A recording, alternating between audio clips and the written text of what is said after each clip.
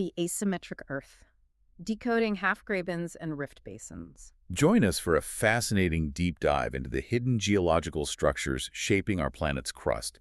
We're exploring the phenomenon of the Half-Graben, a massive lopsided geological fault that stretches the lithosphere, triggers volcanoes, and creates incredibly deep basins like Lake Baikal. Whether you're an earth science enthusiast or just insanely curious about the ground beneath your feet, this deep dive unpacks tectonic extension, isostatic compensation, and the paradoxical zones of sedimentation. Discover how the Earth stretches and breaks piece by piece. Half-Graben, structural geology, rift basin, tectonic plates, sedimentation, Lake Baikal, lithosphere, earth science, Graben faults. Welcome to the table. Pull up a chair, because today we are taking a deep dive into the literal foundations of the world around us, and I'm talking to you, our fellow curious learners, sitting right there with us. Yeah, glad to be here, and glad to have you listening. So if you've ever looked at a massive valley or, a towering mountain range or incredibly deep lake and wondered, how did the Earth actually pull that off? Well, you are in for a treat today. Absolutely, because we tend to think of the ground beneath our feet as permanent, right? Like totally solid. Right. From our perspective, a mountain is just a mountain. It's always been there. Exactly. But on a geological timescale, the Earth's crust it's actively tearing itself apart and rebuilding. And the specific structures we are looking at today are the primary architects of that tearing process. They shape everything. Where rivers flow, where we find natural resources, all of it.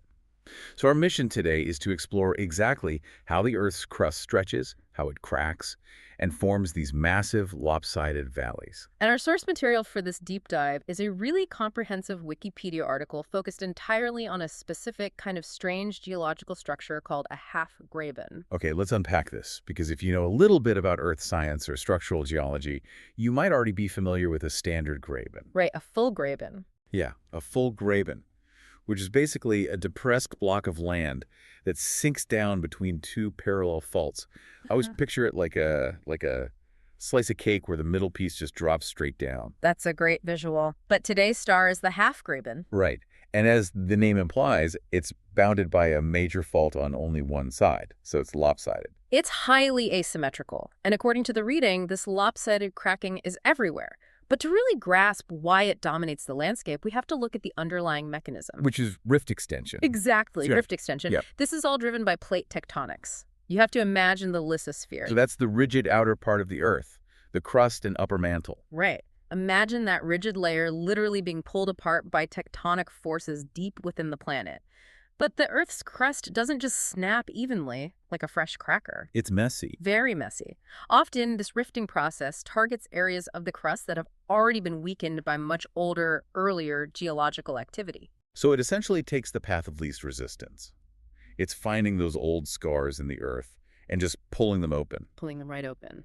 Let's visualize that fault for a second, because the anatomy of it seems pretty crucial to understanding the landscape it creates. If you picture an extensional fault, it's not a perfectly vertical crack. No, not at all. The reading describes it as a crack in the crust that extends downwards at a distinct angle, a slope. And as the two sides of this crustal block pull apart, one side is essentially resting on top of that angled slope. And the other side is underneath it. Right. The side physically resting on or hanging over the sloping fault is called the hanging wall. Hanging wall. Got it.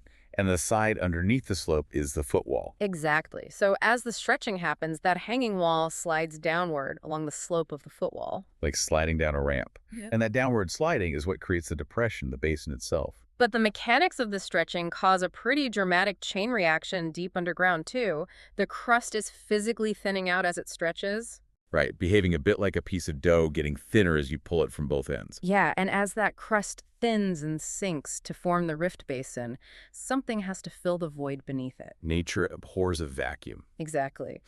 So warm, highly pressurized mammal material from deep within the Earth starts to well up toward the surface to fill that newly created space. So this was the part that totally blew my mind in the reading, because this upwelling of hot mantle actually melts the base of the thin crust. It does. The very act of the ground sinking and stretching actually causes fire and lava to burst up from below. You get a valley forming, and suddenly volcanoes are popping up inside it. It's counterintuitive, isn't it? It's just this brilliant, violent paradox. You'd think a valley opening up would be this cold, empty canyon, but it's often a hotbed of volcanic activity. What's fascinating here is how this entire chaotic, violent process can masquerade as something incredibly orderly on the surface. Right, the symmetry illusion. Sure. Yeah. We established that half-grabens are asymmetrical. They have a fault on only one side.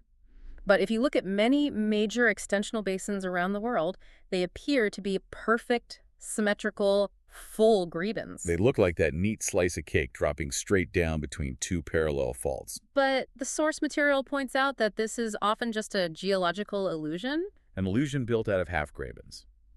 Now, the text mentioned a phrase that I stumbled over a bit. It said this symmetry is created by faults with, and, quote, antithetic slope directions. Yeah, that's a bit technical. Antithetic slope directions is quite a mouthful. Are we just talking about smaller cracks that tilt the opposite way of the main fault? That is a perfect way to translate it. You have your massive main controlling fault sloping one way. And as the hanging wall slides down that massive slope, it begins to bend and crack under its own weight. Ah, so it's breaking as it drops. Exactly. And those new cracks create smaller faults that dip in the exact opposite direction. Plus, sometimes the main fault itself periodically changes its angle or its dip along the length of the rift. So when you step back and look at the whole system from above, these interlocking, opposing half-grabens fit together. Right, and they give the false impression of full graben symmetry. So it looks like one giant, neat crack, but it's actually more like a zipper made of alternating lopsided teeth. A zipper is a great analogy. Okay, so we have this massive stretching, cracking, and sliding happening underground. Mm-hmm. But how does that affect the actual topography? Like the mountains and valleys that you or I might see if we were hiking through one of these areas. Well, Because when the ground drops, my instinct is that you just get a hole. But the reading shows that the edges of these half-grabens often feature massive, towering mountain ranges. right. I saw this term isostatic compensation in the reading, and it honestly threw me. Why does the ground dropping cause the mountains next to it to shoot up into the sky? Isostatic compensation is one of the most elegant concepts in geology. Okay, lay it on me. Think of the Earth's rigid lithosphere resting on the somewhat fluid plastic mantle beneath it. It behaves a bit like a dense mattress floating on water. Okay, I'm picturing a heavy mattress in a pool. So when the rift expands and that hanging wall block slides down, the crust in that specific area is thinning out significantly. You are essentially removing an unimaginable amount of weight, billions of tons of rock from that localized area. Just scraping it away. Right. And because of this unloading of weight, the footwall, the side that didn't drop rebounds, it gets pushed upward by the buoyancy of the mantle below. Oh, so it's essentially like taking a heavy bowling ball off a floating raft. The raft is going to bob upward in response. That buoyancy is the driving force. As that footwall rebounds, the flanks of the rift are literally lifted into the sky. That is wild. It creates the highly asymmetric topographic profile that is the absolute hallmark of a half-graben. On one side, you have a deep sinking basin, and right next to it, bounded by a massive steep fault cliff, you have a mountain range being actively pushed upward by this isostatic rebound. The scale of this is just hard to wrap your head around. Yeah. And these rifts aren't just one endless uniform crack running for thousands of miles either. No, they're segmented. Right, the source note, they're typically broken up into segments about 50 to 150 kilometers long, so roughly 30 to 90 miles. And along the axis of the overall rift, these individual half-graben segments often have alternating polarities. Meaning the lopsidedness flips. Exactly.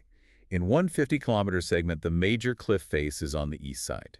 Then you move to the next segment, and the major cliff face is on the west side. It zigzags across the landscape. And the areas where these massive segments meet are incredibly dynamic zones. The main border faults of these rifts are huge, often over 10 kilometers long just on their own. Massive cliffs. Yeah.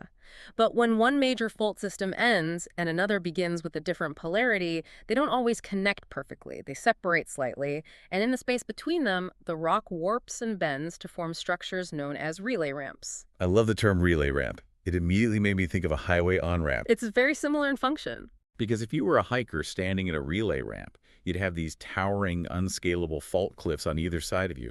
But beneath your feet would be this naturally occurring gentle slope of unbroken rock leading down into the valley. Exactly. And just like a highway on-ramp funnels cars onto the interstate, these relay ramps provide vital pathways for massive amounts of sediment and water to wash down from the highlands and dump straight into the sinking basin. Thinking of them as funnels is incredibly accurate. These structures are some of the most crucial pieces of global real estate on the planet, precisely because of how they funnel and trap material. Like what kind of places are we talking about? Well, the sources list famous intercontinental and marine rift basins. The Gulf of Suez, the massive East African Rift, the Rio Grande Rift system in North America, and the basin beneath the North Sea. So major globally recognized landmarks. Absolutely. All of these iconic geological features are essentially built out of a link series of these lopsided half-graben subbasins, and because they dictate where sediment and organic matter flow and collect, they are the primary architects of where we find vital resources today. Like groundwater and oil. Deep groundwater aquifers, massive hydrocarbon deposits, they all pool up in these structures. So we have these massive mountains rising next to deep valleys. But valleys don't just stay empty canyons forever. No, gravity always wins. Gravity takes over, water flows, and things start falling into them. Which brings up a really weird paradox about how these half-grabens actually fill up. This is a great part of the source material. Yeah. Here's where it gets really interesting. The reading breaks down the sedimentation into 4 distinct zones. But instead of just listing them off, let's take a physical tour of this landscape. Let's do it. Let's start by standing right on the edge of the steepest part, the top of the towering footwall mountain. The reading calls this the escarpment margin. Okay, we're at the top. Now, if I'm standing there, looking down into the deepest part of the basin, my logic says every river behind me should just pour over the cliff like a giant waterfall, filling the basin with mud and silt. But the text says that's not what happens at all. Not at all. And this is where that isostatic compensation we discussed earlier creates a profound paradox. Because the mountain tilted. Right.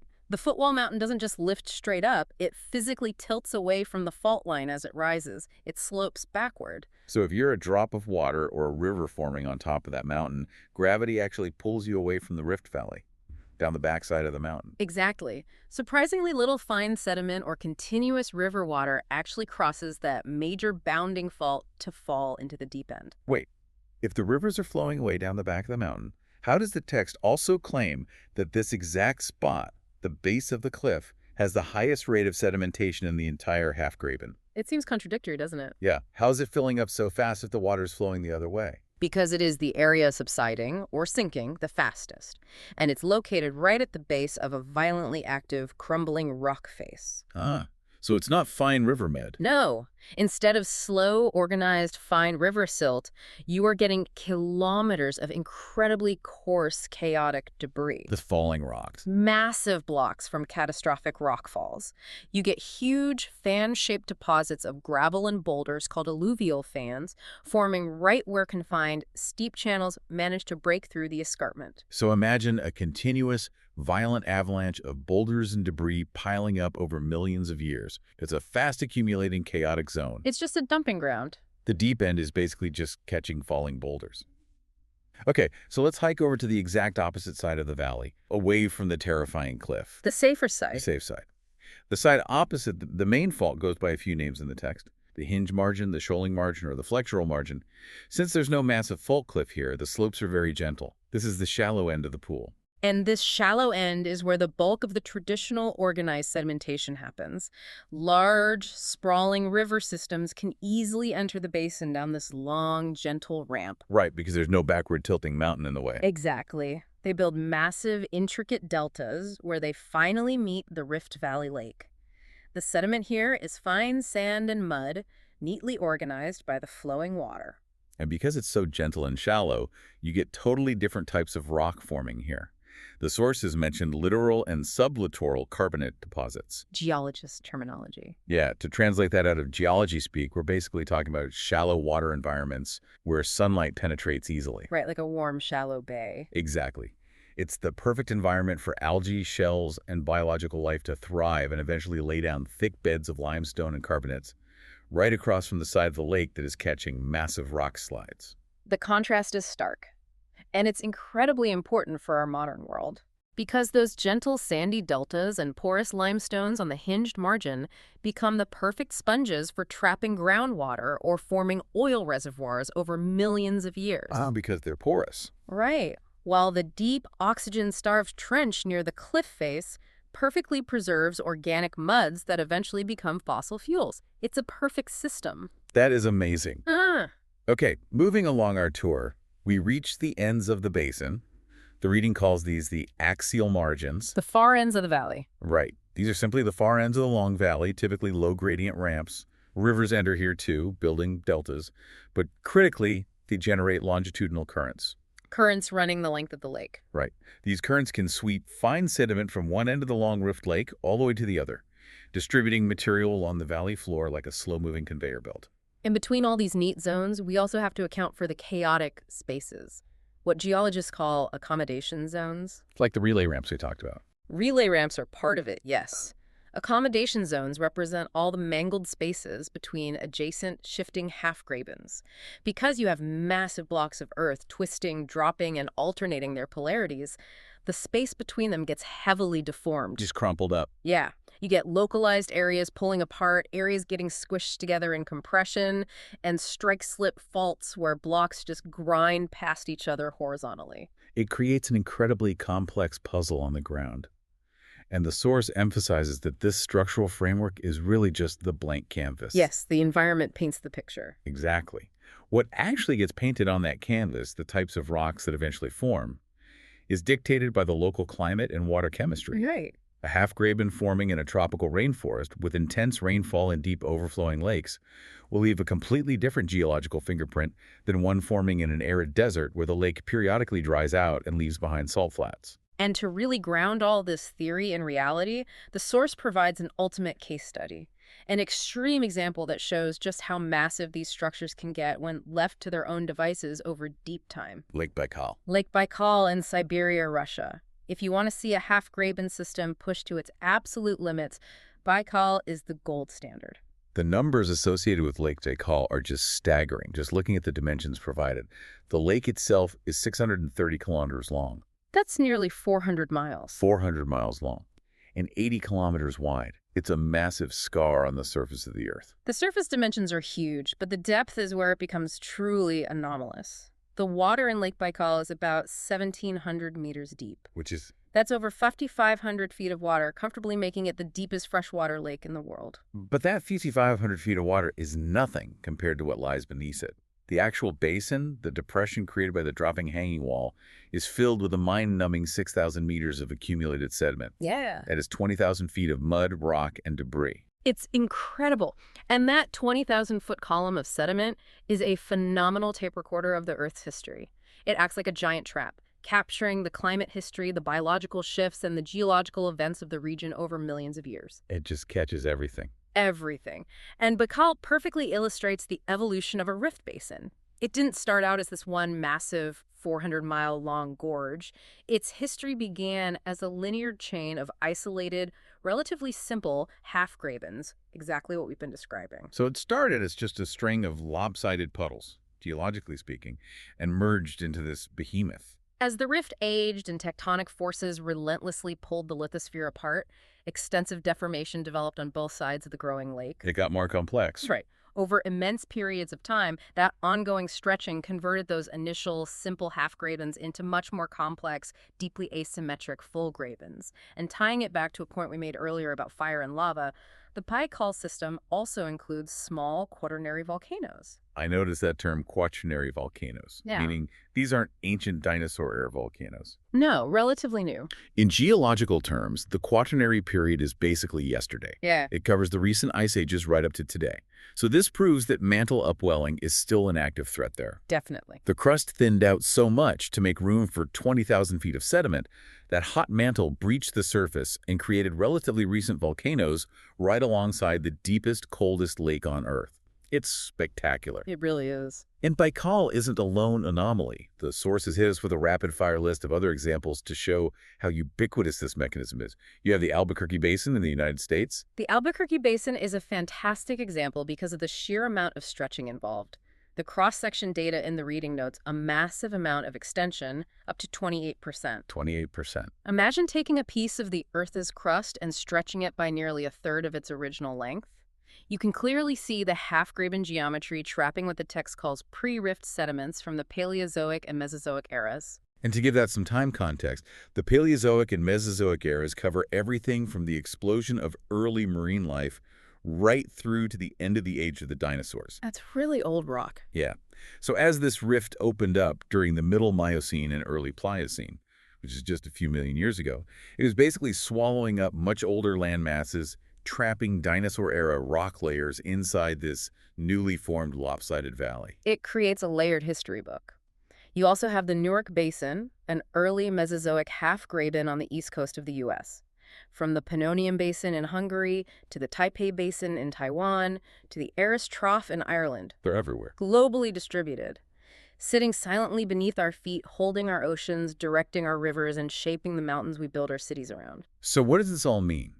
We started this deep dive looking to understand how the Earth stretches and breaks. And what we found is that the seemingly solid ground underfoot is a highly dynamic, stretching canvas. Never static. Right. Half-grabens are the unsung, asymmetrical architects of our planet. They aren't just cracks in the dirt. They are massive engines of creation. They trigger volcanoes by pulling the crust thin. They push up the highest adjacent mountain peaks through the physics of a floating mantle. And they create the deepest lakes on Earth, trapping miles of our planet's sedimentary history in the process. And understanding these asymmetrical faults is essential for modern geology and human industry. They are the primary mechanisms that trap vital resources in highly predictable zones. We need to know where they are. Exactly. Finding porous sandstones on a gentle hinge margin or organic-rich muds buried deep against a fault escarpment allows us to locate groundwater reservoirs to sustain cities or hydrocarbon deposits to power them. Reading a half-graben is literally reading the history of the Earth's shifting tectonic plates to understand where the lifeblood of our modern infrastructure flows today. It fundamentally changes how you look at a valley or a mountain range. And it leaves me with a thought I really want you, our listener, to mull over on your own. Oh, this is a good one. We talked about the staggering scale of Lake Baikal.